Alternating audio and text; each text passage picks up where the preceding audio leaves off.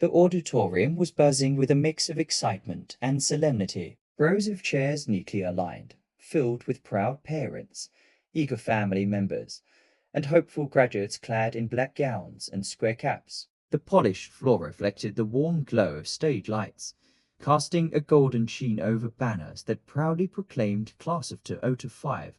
Soft murmurs floated through the air, punctuated by occasional bursts of laughter and the shuffling of programs. It was a moment many had waited for, a culmination of years filled with hard work, sacrifice, and dreams. Parents whispered words of encouragement to their children. Teachers exchanged nods of congratulations, and students adjusted their stoles and cords, symbols of academic excellence and leadership. Among the crowd sat Marcus Williams, a man whose posture radiated strength and dignity. His deep-set eyes scanned the sea of faces, searching for his son. His tall frame, clad in a simple yet impeccably tailored navy suit, bore the quiet confidence of a man who had faced adversity and emerged stronger. Marcus was a retired U.S. Marine, a black veteran whose years of service had instilled in him a sense of discipline, pride, and resilience that few could match. As he adjusted his tie, memories flickered through his mind, the long hours of grueling training, the camaraderie with fellow Marines, the weight of responsibility in foreign lands. But more than that, he remembered the promise he had made to himself and his family, to be there for his son, to support him through every milestone. Tonight was one such moment, one that mattered more than any battlefield honor.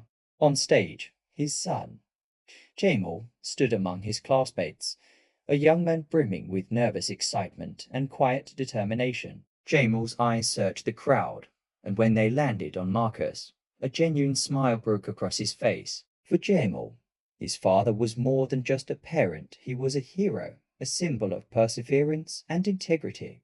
Jamal had excelled throughout his high school years. Academically gifted, he balanced a rigorous course load with extracurricular activities and community service. His dreams extended beyond the walls of this school, toward a future where he could break barriers and pave the way for others like him. Seeing his father here, proud and present, filled him with a sense of validation and strength. The ceremony proceeded smoothly at first, with speeches extolling the virtues of hard work and the bright futures awaiting the graduates. Applause erupted as names were called, diplomas handed out, and photos taken. Yet, beneath the surface of celebration, an undercurrent of tension began to stir, a tension that would soon erupt into an unforgettable moment. Suddenly, two security guards approached Marcus. Their faces were stern, devoid of any warmth or recognition. "Sir, you need to leave this area," one said curtly. Marcus blinked, caught off guard. "Excuse me." His voice was calm but firm. "I'm here for my son's graduation." The guard's expression did not soften. "Rules are rules. You can't stay here." Confused and hurt, Marcus took a step back. "I don't understand. I'm a parent, here to support my son." The other guard crossed his arms, blocking his path. Their tone was cold, almost dismissive. Jamal's smile faltered as he witnessed the exchange. His heart pounded with embarrassment and pain. How could this be happening? Why was his father, a man who had served his country honorably, being treated like a threat? The audience grew quiet, eyes shifting toward the scene unfolding at the side. Whispers rippled through the crowd as people exchanged uneasy glances. Some parents stood, their faces clouded with confusion and concern. Marcus squared his shoulders, refusing to back down. "Please, I'm not leaving without an explanation." The guards exchanged glances but offered none. The air thickened with tension, and the once joyful atmosphere grew heavy with discomfort and disbelief. Jamal's emotions swelled: shock, shame, anger. He wanted to step forward, to tell the guards they were wrong, but the formal ceremony restrained him. Instead, he clenched his fists, eyes locked on his father, silently pleading for strength. Around them, the crowd watched in stunned silence. The moment that was meant to celebrate achievement had turned into a painful display of prejudice and exclusion. The chapter closes on Marcus standing his ground, surrounded by confusion and rising tension, a proud father challenged not on merit, but on the color of his skin. The graduation day had become a battleground for dignity and justice. Marcus walked away from the graduation hall with a heavy heart, his steps slower than usual. The voices around him seemed distant, muffled by the storm raging inside his mind. He felt the sting of humiliation, not from the guards themselves, but from the invisible barrier that had been placed between him and the celebration of his son's achievement. The uniform of a Marine, once a symbol of honor and sacrifice, now seemed to mean nothing to those two men who viewed him as an outsider. As he reached his car, Marcus leaned against the cold metal, closing his eyes. Memories surfaced: intense days in boot camp, nights on distant shores where survival meant everything, the camaraderie forged under fire. Those moments had defined him, shaped his identity. And yet, here, in his own community, he was denied the simple right to witness his son's milestone. The graduation ceremony, a day meant to be filled with pride and joy, had turned into a painful reminder of the prejudice still lurking beneath the surface. Marcus wondered, how many other battles must he fight, not on foreign soil, but at home? Meanwhile, Jamel sat on a bench outside the school, his graduation cap slightly askew, eyes fixed on the ground. He felt a mixture of shame and anger swirling inside him. He had dreamed of this day for years, walking across that stage, seeing his father's proud face, feeling the warmth of family support. Instead, he had watched his father being pushed away like a stranger.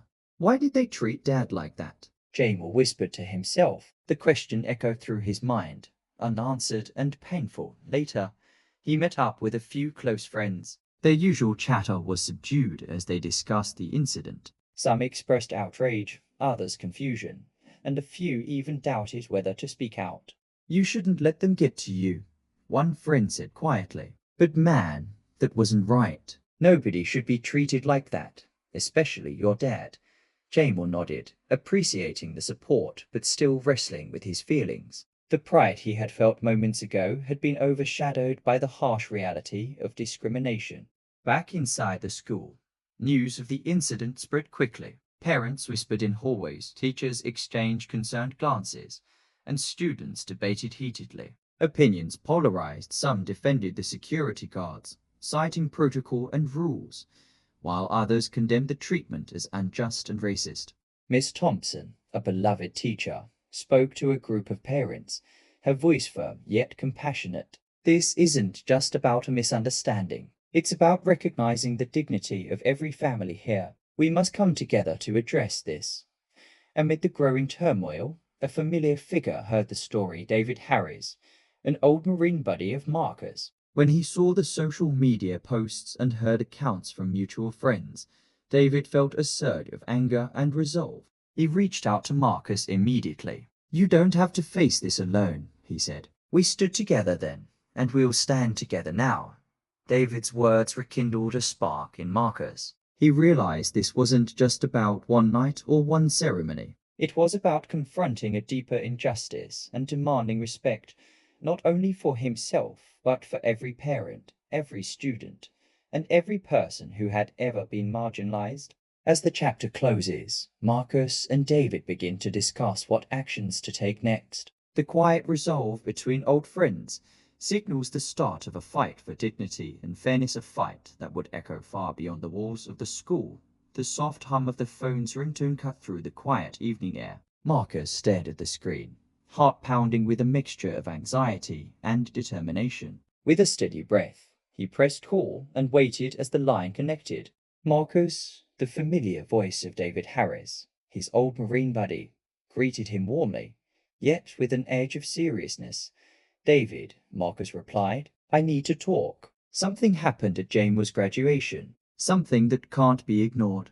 Within hours, Marcus was surrounded by a small but formidable group of men, the brothers who had once trained, fought, and survived alongside him. They gathered in a modest living room, the walls adorned with memorabilia of their service, flags, medals, and photographs frozen in moments of camaraderie and sacrifice. David broke the silence first. "I saw what happened. 2 guards asked you to leave at your son's graduation. That's unacceptable." Marcus nodded, recounting the incident in detail, his voice steady but laced with the pain of the memory. As he spoke, the men listened intently, their faces hardening with shared resolve. Tom, a former Navy SEAL with a weathered face and piercing eyes, leaned forward. Back in the day, we had each other's backs no matter what. This isn't just about you, Marcus. It's about respect, about standing up for what's right. The room filled with nods and murmurs of agreement. Stories began to surface, tales of hardship, prejudice, and brotherhood. They spoke of nights spent guarding one another's lives, of battles that tested their limits, and of the unspoken bond that transcended race and rank. I remember when we were deployed in Afghanistan, David said. We didn't care where we came from. We cared about our mission and our brothers beside us. That's why we can't let this slide, Marcus added. If we don't stand up now, who will? It's not just for me or Jamal, it's for every family that's ever been pushed aside. Yet, not everyone was immediately convinced. Jake, a fellow Marine, frowned as he rubbed his chin thoughtfully. I get the anger, but what about the fallout? We could make things worse, bad press, legal issues. Are we ready for that? Another voice chimed in, Mark, quieter but firm. Sometimes silence is more dangerous. If we don't speak up, the problem festers. We owe it to Marcus, to Jamal, to do something. The debate was intense but respectful, reflecting the complexity of their shared history and current situation. In the end, the group agreed on one thing. They needed to send a clear message, peacefully but firmly, that discrimination would not be tolerated. Plans began to form. They discussed attending the next school board meeting, organizing a presence at upcoming community events, and using their voices and reputations to demand change. Throughout the evening, the mood shifted from frustration to hope. The old military discipline and unity rekindled a sense of purpose. These men had faced danger together before. Now they were preparing to confront injustice with the same courage and resolve. As the meeting drew to a close, Marcus looked around at the faces of his brother's men who had become family through shared trials. We've got a fight ahead, he said quietly. But we're not alone. Together, we'll make sure justice is heard. Outside, the night air felt charged with possibility. The battle lines were drawn, and the men who had once defended their country now prepared to defend their dignity and that of their community. As the night deepened and the initial surge of unity settled, a quieter tension began to surface among the men. The room, once filled with stories of brotherhood and shared struggle, now echoed with cautious voices and differing opinions. Jake shifted uneasily in his chair, breaking the silence. Look, Marcus, I respect everything you've been through and everything Jamal's been through, but we need to think this through. Charging headfirst might backfire. Tom's jaw tightened. Backfire? What's the alternative? Just let them treat us like ghosts? Pretend it didn't happen? Jake shook his head. No, I'm saying we need a strategy. We can't just storm the school board or start protests without knowing what we're up against. There's politics, laws, public perception. If this turns into a media circus, it could hurt Jamal more than help. David raised a hand, trying to mediate. Jake has a point. We fought wars with precision and planning. Why should this be any different? We need allies, not enemies. Marcus frowned, feeling the weight of leadership pressing down on him. I get it. We want justice, but we don't want to cause more harm. But sometimes doing nothing is worse than risking fallout.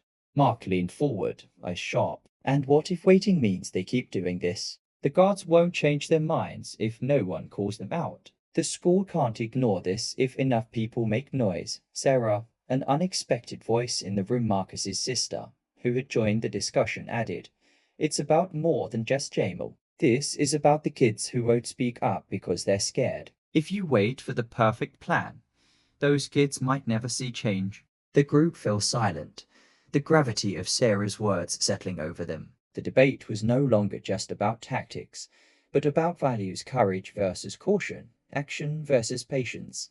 Jake rubbed his temples. I'm not against fighting. I just want us to be smart about it. One wrong move and it could hurt the whole community, even our own families. Tom sighed heavily. We all want the same thing. Maybe what we need is a plan that balances both strong but careful. David nodded. We can draft a letter to the school board, gather community support, and prepare to speak at meetings. At the same time, we keep the pressure on with peaceful presence. No rash moves, but no silence either. Marcus looked around at the faces of his brothers and sister. Despite the disagreement, he felt a renewed strength in their commitment. We're not here to fight each other. We're here to fight injustice. Let's make sure we do it right. The room filled with quiet agreement, the internal conflict transforming into a shared resolve stronger and more thoughtful than before. As the tension eased, the group shifted focus toward action. David pulled out a notepad, flipping to a clean page. All right, here's what I'm thinking, he began, voice steady and authoritative. First, we need to document everything. Marcus, can you write a detailed account of what happened at the graduation? Dates, times, names if you remember. Marcus nodded. Already started. I wanted to be clear and honest, no exaggerations. Just the facts. Good, David said. Next, we need allies. Community leaders, parents, teachers who care. We'll reach out quietly at first. See who's willing to support, Mark chimed in. Social media can be a powerful tool, but it's also a double-edged sword. We have to be careful how we frame this. No anger-filled rants that can be twisted against us. Jake, having calmed down, added thoughtfully, maybe we can arrange a meeting with the school board. Request a formal investigation into the incident. Make it clear this isn't a personal vendetta, but a call for respect and policy review. Sarah, who had been listening quietly, spoke up. I can help connect with some parents and teachers who want to support you. I've seen how this kind of silence hurts the kids.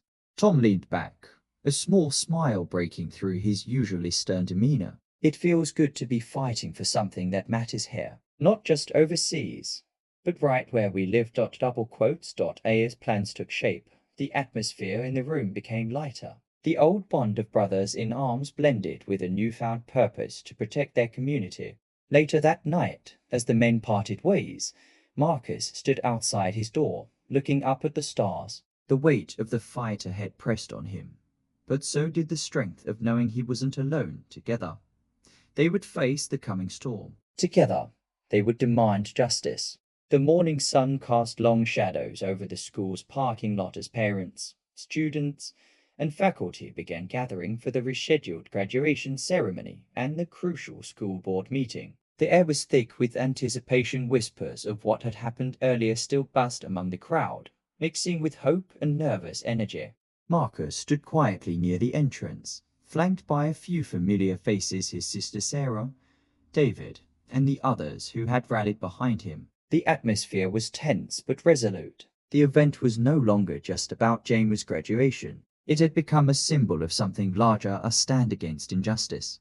Suddenly, the crowd parted, and 6 tall men appeared, their presence commanding immediate attention. They wore casual but unmistakable military-style attire, a silent testament to their past service. These were Marcus's old Navy SEAL brothers, each one known and respected by the community for their integrity and courage.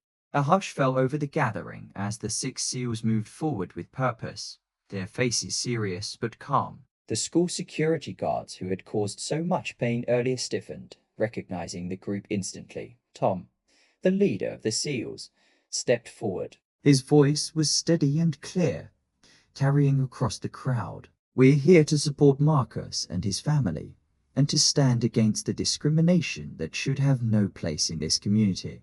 The guards exchanged uneasy glances. One of them, the taller guard who had first confronted Marcus, cleared his throat and said, "This is a private event. We ask that everyone respects the rules." David responded firmly. Respect is earned, and denying a proud father his place at his son's graduation is disrespectful. The tension between the SEALs and the security team was palpable. Members of the audience, parents, teachers, even students began murmuring, some stepping forward to show their support. A teacher, Mrs. Lewis, spoke up. "Marcus has every right to be here. We won't tolerate discrimination in our school." Parents nodded, some raising their voices in agreement. A student stepped forward.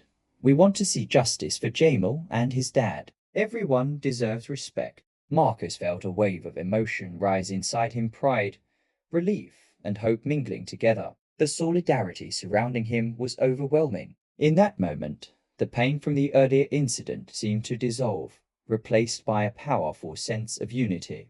The school principal, who had been watching from a distance, finally approached, flanked by other administrators. His expression was grave but sincere. On behalf of the school, I want to apologize to Mr. Johnson and his family for what happened. This was unacceptable and does not reflect our values.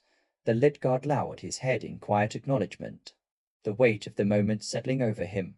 The crowd erupted into applause, the sound echoing through the hallways and out into the bright day. Jamal, standing beside his father, looked up with tears in his eyes, a proud smile spreading across his face. Tom clapped Marcus on the shoulder. You didn't stand alone, brother. This is just the beginning. Marcus nodded, his heart full. No one should ever be made to feel invisible here. Today, we made sure that didn't happen. As the applause continued, the crowd united in a shared promise to defend equality, to respect each other's dignity, and to stand together against injustice. The rescheduled graduation ceremony was set to begin, but the air was thick with tension. Marcus stood near the entrance, his eyes scanning the crowd. His heart pounded not just because of what happened before, but because this moment had become something much bigger. Suddenly, the murmur of the crowd shifted to silence as 6 men appeared. They walked confidently, the unmistakable bearing of Navy SEALs evident in their stance, strong, disciplined, and unyielding. Their presence was magnetic. Heads turned, whispers stopped. These were Marcus's old brothers in arms, his support when he needed it most. Tom, the leader, stepped forward. His voice was calm but carried authority. We are here for Marcus Johnson and his son Jamal, to stand against injustice and to demand respect. A security guard. The tall man who had earlier ordered Marcus to leave straightened, voice tense. This is a private event. Everyone must follow the rules. Tom met his gaze evenly. Respect is not a rule to be enforced, it's a right. Mr. Johnson has every right to be here. Denying him that is discrimination. A ripple of agreement swept through the crowd. Mrs. Lewis, a teacher who had quietly observed the earlier incident, stepped forward. Her voice rang clear. As educators, we cannot tolerate this behavior. Our school must be a place of inclusion. Parents murmured, some nodding, others whispering support. A student raised his voice. We stand with the Johnsons. No one should be humiliated for their skin color or past. Marcus felt a lump in his throat. Seeing the community rally around him was overwhelming. The pain of rejection began to dissolve in the warmth of solidarity. Jamal, standing beside him, squeezed his father's hand, eyes bright with pride and relief. The school principal, flanked by other staff, stepped forward. His tone was solemn. Mr. Johnson, on behalf of the school, I sincerely apologize. What happened was unacceptable and not representative of our values. We will conduct a full review. The lead guard, silent until now, lowered his eyes and nodded a silent admission. The crowd broke into applause, some wiping tears from their eyes. Jamal smiled widely, finally able to hold his head high. Tom clapped Marcus on the shoulder. You never stood alone, brother. Today, we made a stand for justice. Marcus looked around at the united faces, friends, strangers, allies, and felt a surge of hope. No one should ever be invisible here. Today, we reclaimed that right. The applause swelled, echoing through the hallways and beyond, a powerful sound of change, respect, and unity. The morning sun spilled gently through the windows of a quiet CF near the school, where Marcus and Jamal sat across from each other, the weight of the previous day still lingering in the air. Marcus studied his son's face, proud and tender, but aware of the unspoken hurt beneath Jamal's smile. You did great yesterday, Marcus said softly, reaching across the table to clasp Jamal's hand. Not just graduating, but standing strong when it mattered most. Jamal returned the smile, but his voice carried the echo of the pain they both felt. It still hurts, Dad, being singled out like that. It's hard to forget. But seeing all those people stand with us, it gave me hope. Maybe things can really change. Marcus nodded thoughtfully. Change doesn't happen overnight, son. It starts with moments like these, the courage to stand up, the community coming together. As they spoke, the school board meeting was underway, filled to capacity with parents, teachers, students, and community leaders. Marcus and his brothers, the six seals, stood firmly among the crowd, united by a shared purpose. The principal addressed the assembly, presenting a new draft policy aimed at preventing discrimination and promoting inclusion within the school. The room buzzed with voices of support, calls for accountability, and promises of action. After hours of discussion, the board agreed to establish a permanent diversity and inclusion committee, a step toward institutional change. Later, in the quiet of his home, Marcus reflected on the journey that had brought him here, from a Marine facing battles abroad to a father fighting for justice in his own community. The struggles were different, but the principles remained the same: courage, honor, and standing up for what is right. Talking with his sister Sarah, who had been a steadfast supporter throughout, Marcus shared his realization. Leadership isn't just about commanding on a battlefield. It's about standing up for those who can't, protecting what matters, even when the fight is close to home. Sarah smiled, her eyes bright with pride. You're teaching Jamal exactly what courage means, and showing all of us what it looks like to fight for change. Weeks later, the school hosted a community unity event, where families and students gathered to share stories, hopes, and fears. Marcus took the stage, his voice steady and inspiring as he spoke about the power of solidarity and the importance of fighting for respect and equality. The event closed with music, laughter, and a renewed sense of belonging, proof that even after hardship, healing and growth were possible. Standing outside the school as new students arrived, Marcus placed a firm hand on Jamal's shoulder. This is only the beginning, he said. Together, we'll keep pushing for a better future. Jamal looked up at his father, determination shining in his eyes. I'm ready. The road ahead was long, but now they walked it together, stronger than ever. Thank you for listening. If this story moved you, share it, because silence allows injustice to grow, but voices united can bring change. Until next time, stay strong, stay aware, and stand for what's right.